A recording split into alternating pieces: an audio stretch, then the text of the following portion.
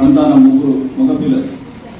మొదటి కొడుకు నాగేశ్వరరావు హౌసింగ్ కార్పొరేషన్లో డీఈగా పనిచేస్తాడు.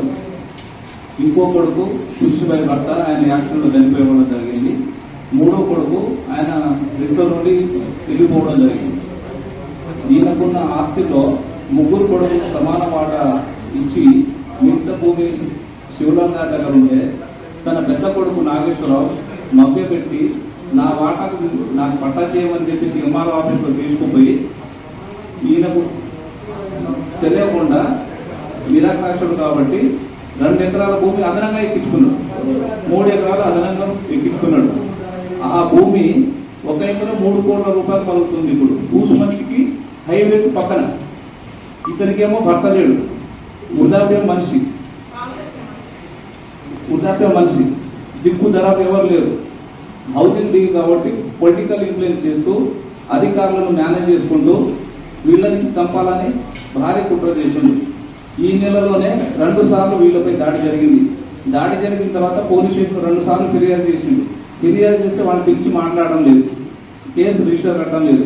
మేము బంజారా అడ్వకేట్ అసోసియేషన్ తరఫున మేము అక్కడ పోలీస్ స్టేషన్ వెళ్తే 10 రోజుల తర్వాత ఒక రిసిప్ట్ ఇచ్చింది. మేము పోయి అడిగితే అప్పుడు దాకా పట్టింపు లేదు. పోలీస్ శాఖ వీళ్ళ మీద ముసురికన్ను ప్రేమ చూపెడుతుంది, అధికారికి కొమ్ము కాస్తుంది. కాబట్టి పోలీసు శాఖ ఉన్నతాధికారులు ఈ వృధా మనిషికి ప్రాణ రక్షణ ఇవ్వాల్సిందిగా మేము కోరుతున్నాం.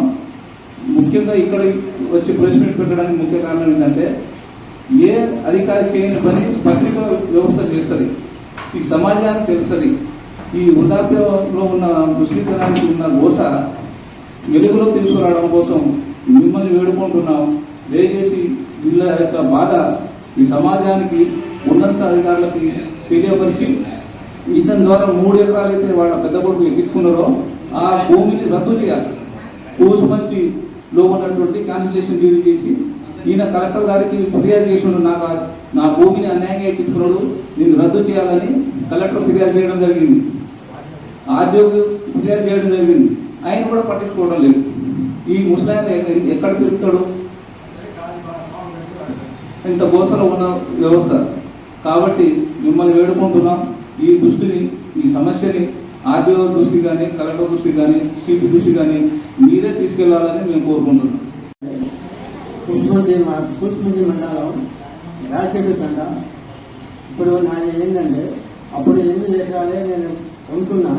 అలా వచ్చి 30 సంవత్సరాల కిందనే పంచుకుంటూ వాని వాటా వాడే పంచుకొని అలా 25 గుంటలు ఎగస్ట్రా. వాళ్ళ కొడుకు చేస్తున్నటువంటి దాడి, అక్రమంగా భూ బదలాయింపు చేసినటువంటి వారిపై స్థానిక ఎమ్మెల్యే గారు, ఈ రాష్ట్ర